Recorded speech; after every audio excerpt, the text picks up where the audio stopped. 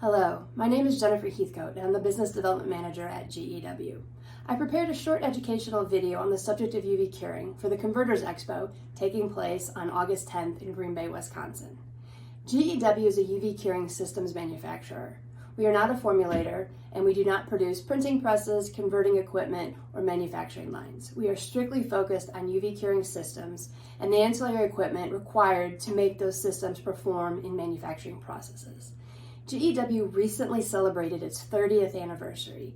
Over those 3 decades, we have installed in excess of 20,000 UV curing systems, where a curing system may consist of one or multiple UV curing lamp heads. UV curing is a photochemical reaction that harnesses the energy stored in wavelengths of ultraviolet light to set and adhere inks, coatings, adhesives, and extrusions used in manufacturing processes by cross-linking the molecular bonds in those applied materials. What that means in practice is we can take a UV curing lamp head, just as you see in the photo on the screen, and integrate it into a manufacturing process, in this case a narrow web label press. As the web with the applied ink, coating, or adhesive approaches the UV lamp head, the material is wet to the touch. If we touched it with our fingers, we would be able to wipe it away onto our hands. As soon as that ink, coating, or adhesive passes in front of the UV light source, it is immediately cross-linked or cured. As it exits the lamp head, it is dry to the touch. UV curing processes allow us to transform materials in very tight spaces. The lamp head on the screen is only 4 inches wide by 6 inches tall and spans the width of the web. In other words, it's about 100 millimeters by about 150 millimeters. This means that manufacturing lines that utilize UV curing equipment take up less floor space. Because UV curing is instant, it also allows these manufacturing lines to run at incredibly fast speeds. Presses can run up to and exceeding 1,000 and even 2,000 feet a minute, or 330 meters per minute up to and exceeding 700 meters per minute. The electromagnetic spectrum is how we represent wavelengths of light. On the far left, we have gamma rays. On the far right, we have radio waves. Gamma rays are the shortest wavelengths, the highest frequency wavelengths, and they contain the most energy per photon of light.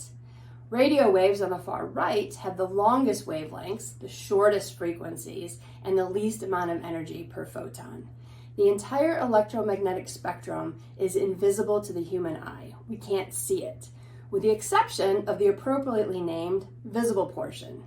Visible wavelengths, when they reflect off of surfaces, are perceived as color by the human eye.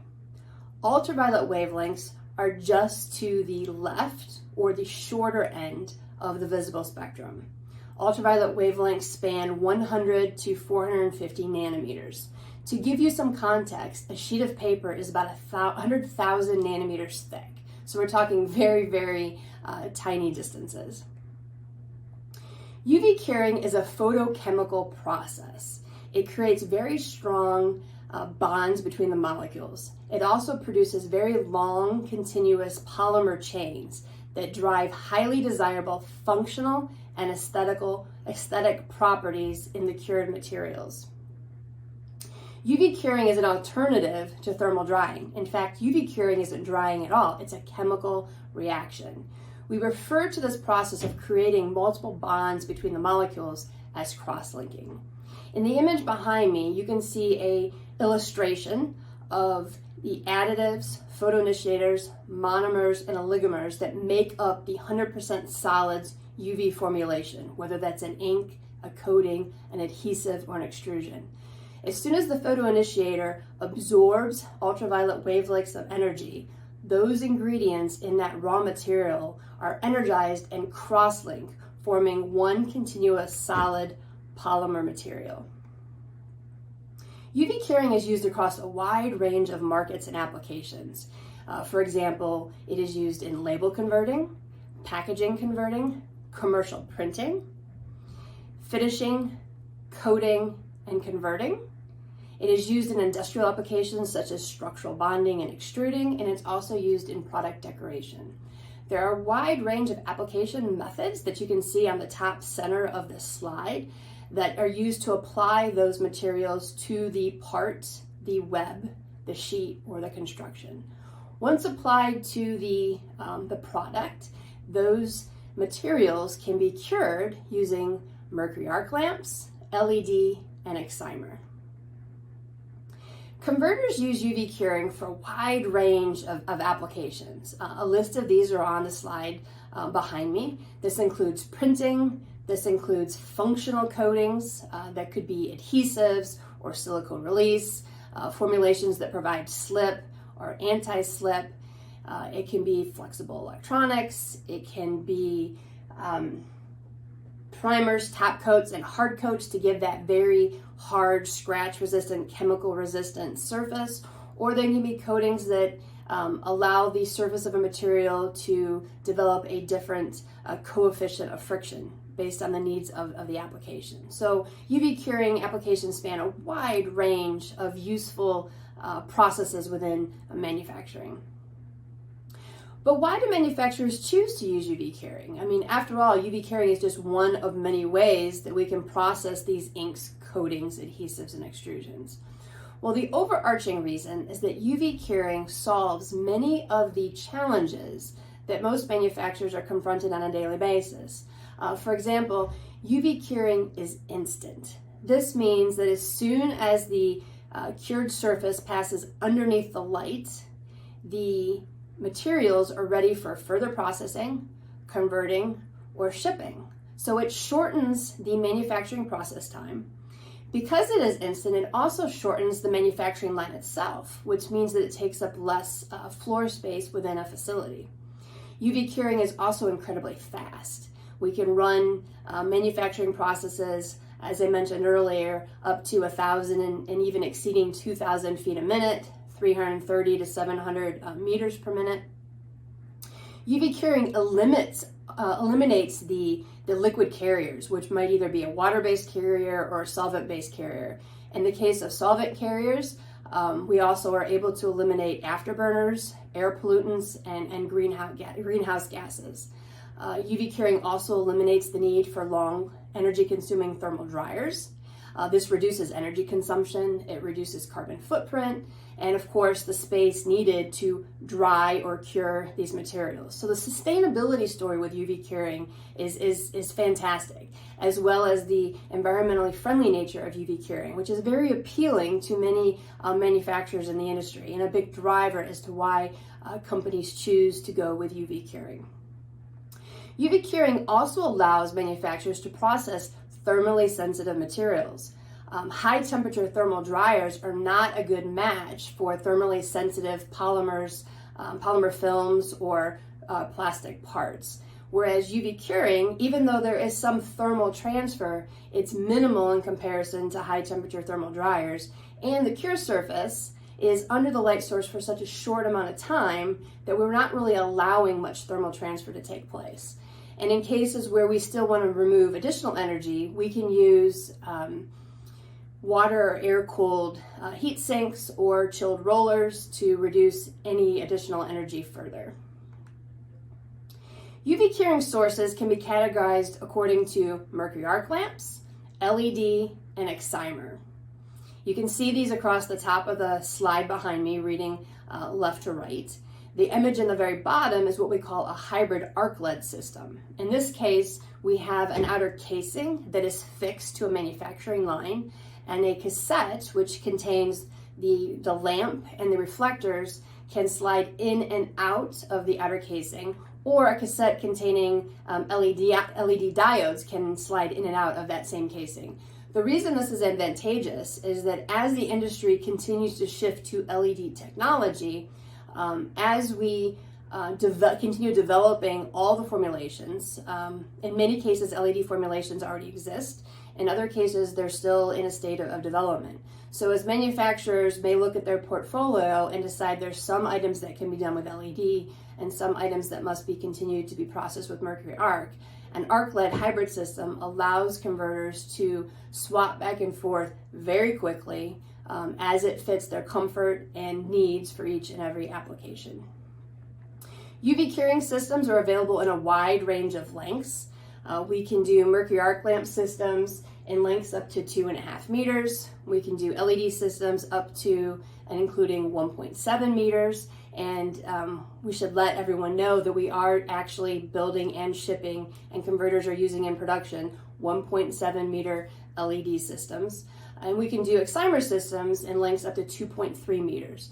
It should be noted that excimer technology, where it's being used with UV curing, is to generate matte coatings. This produces anti-glare, anti-fingerprint, and anti-reflective surfaces that are highly desirable in various furniture, flooring, and automotive applications.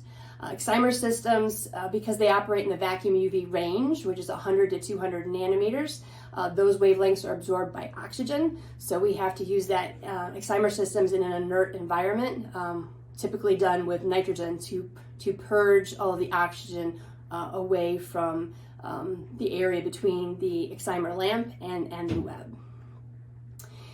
The science behind those lamp heads, the way we generate UV light, is shown in this image here. A mercury arc lamp consists of a sealed quartz tube. There is an electrode at each end of that tube, and the tube is filled with a little bit of mercury, anywhere between 20 and 100 milligrams, and inert gas. As we strike a voltage arc between the electrodes, that mercury and gas becomes vaporized, and that vaporized plasma gas emits ultraviolet energy as current flows through the lamp. The LED system in the bottom center is semiconductor technology. It is a matrix of individual LED diodes. Each of those diodes has a positive and negative side, and as current or electrons flow through each diode, the electrons fall into a state of lower energy, and that differential is emitted as wavelengths of ultraviolet energy. The specific wavelength is a factor of the material science that is used to fabricate those individual diodes. The final image is of an excimer lamp. An excimer lamp is a sealed quartz tube. It has a coil that runs through the center. As that energy is pulsed along that coil, the electrons try to travel through the gas inside that quartz tube with the objective of reaching the ground electrodes, which are on the outside of the quartz tube.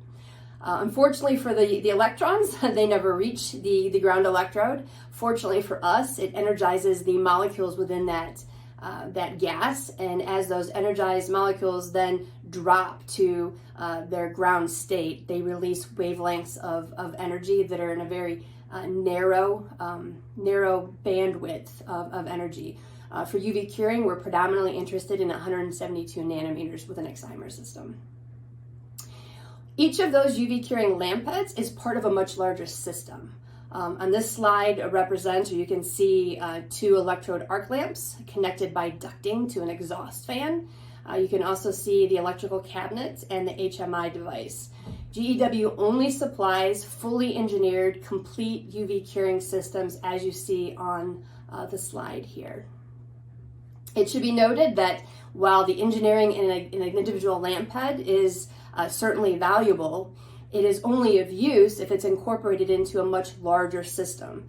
Those UV curing systems must then be integrated into manufacturing lines and presses. The image you see on the top left is of a narrow web flexo press.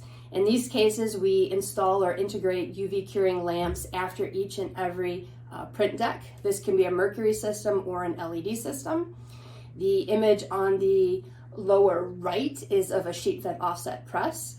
In this case, we have the option of integrating an LED system or a mercury system after each print deck, but typically they're strategically placed throughout the press. The image on the the bottom left is of an extrusion line. We pass extruded polymers through a series of lamp heads on chilled rollers to cross-link that full polymer film. And the final image on the top right is of a wide web high-speed coating line. It could be a functional coating or it could be an adhesive. And we position the lamps around a chilled roller to keep the film cool. And the number of lamps is designed to match the requirements of the chemistry and the speed of the line. I appreciate your time and attention. I will be here at the Converters Expo for the duration of the event. please feel to come by and see me on booth 89. I'm happy to answer any of your questions and show you more of our products. For those of you who are unable to be here and may be watching this this video online following the show, please go to our website, www.gewuv.com. You can find my contact details as well as my colleagues in the US and my colleagues in Europe. Please feel free to contact us with any questions you may have. Thank you again and have a great day.